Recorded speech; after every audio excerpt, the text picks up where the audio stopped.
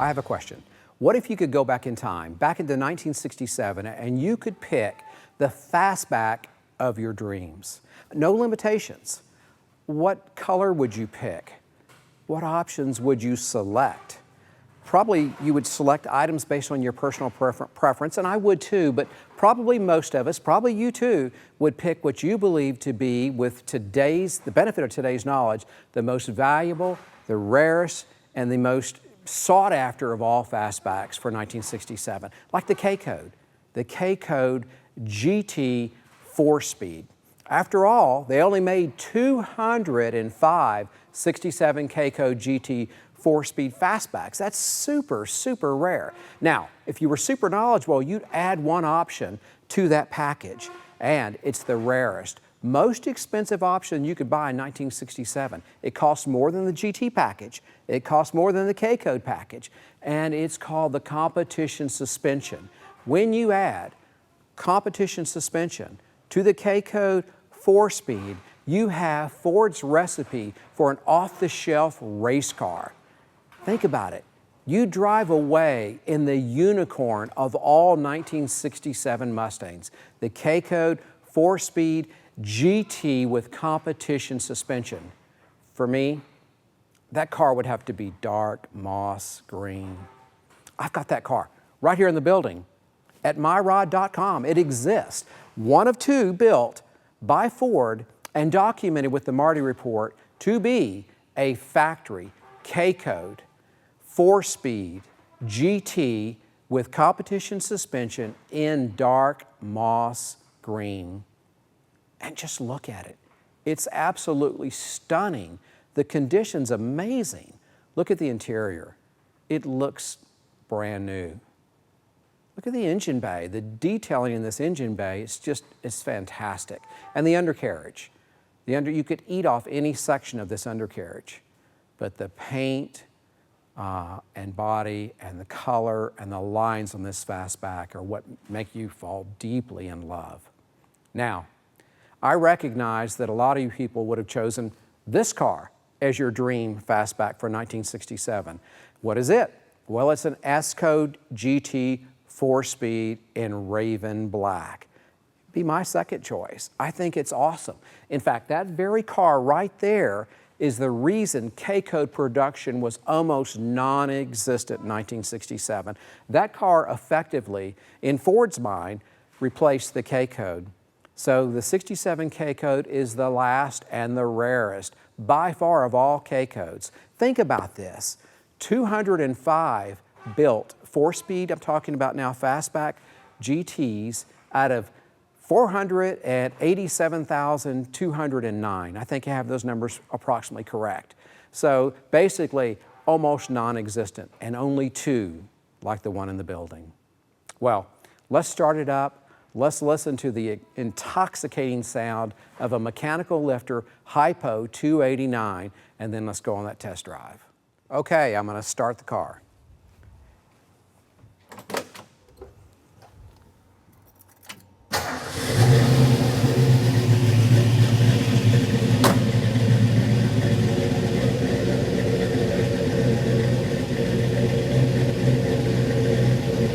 That's the sound of a giant killer. The small block that took no prisoners back in the day. This is truly a Hall of Fame engine with a Hall of Fame past. Now, you'll be a believer after this test drive. Let's go on that test drive.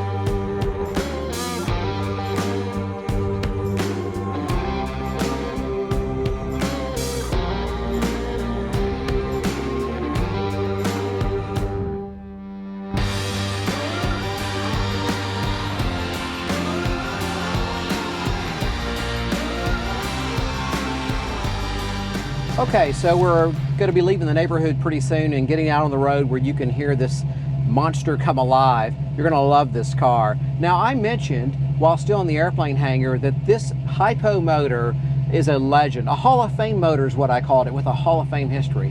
What is that history? Let me give you some of the highlights on the history of this Hall of Fame motor.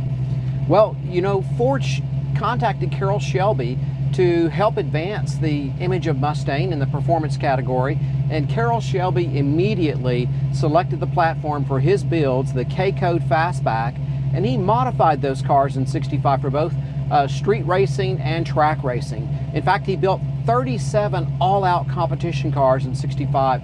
Those cars dominated the Corvettes and the Jaguars and a lot of other significant cars in Sports Car Club of America racing back in the Racing Championship Series, '65, '66, and '67.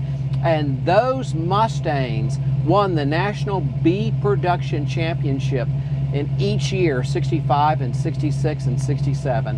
And that's just the Mustangs. And that's still not it. These same motors were installed in factory K-Code cars and Shelby's, of course, that went out and set track records in drag racing all across America. And of course, it goes without saying that these same engines were racing streetlight to streetlight all across America as well, often beating engines with substantially more cubic inches. So it is a Hall of Fame motor with a Hall of Fame history. So let's go experience it.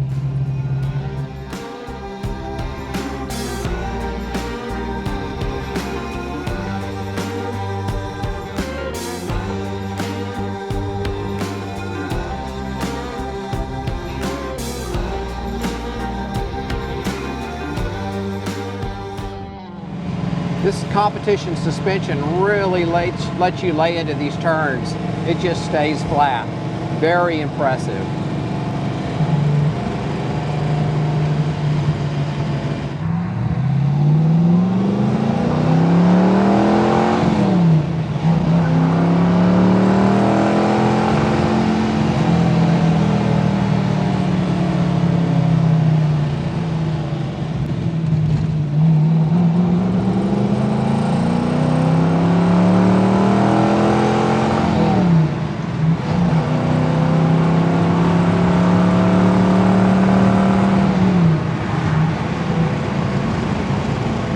As soon as you get in this car, you get a sense that it really does want to run.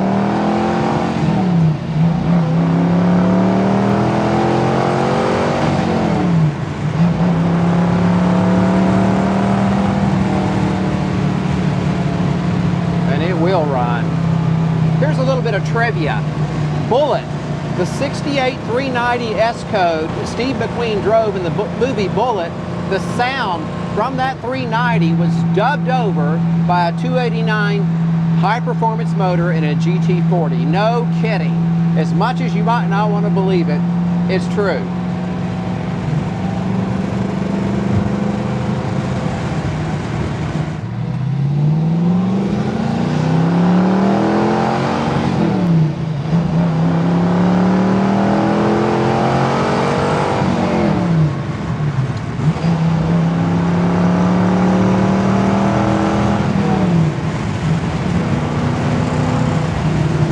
She will go, no doubt about it. It's built to do that. This is what this engine's built. It's built to go through the rev band effortlessly, and it does exactly that. Well, that's it for the test drive. I hope you enjoyed it. It was a blast for me. This is a unique experience. Most people have never even seen a '67 K-Code. I've only seen a couple in my life, and I'm out there looking. Very rare experience. And today we got to experience it behind the wheel. That's even more rare. Very special car. Delivers at every level, especially at the thrill level. Super cool. That's it for the test drive. I hope you enjoyed it. If you enjoyed it, click like. Also subscribe to our channel and check out our website, myrod.com. You'll see that my son and I are treasure hunters. We seek out the unusual, the rare, like this '67 K-Code, and that's what you'll find at our site. We buy very few cars because we're super particular. Come check us out. Adios.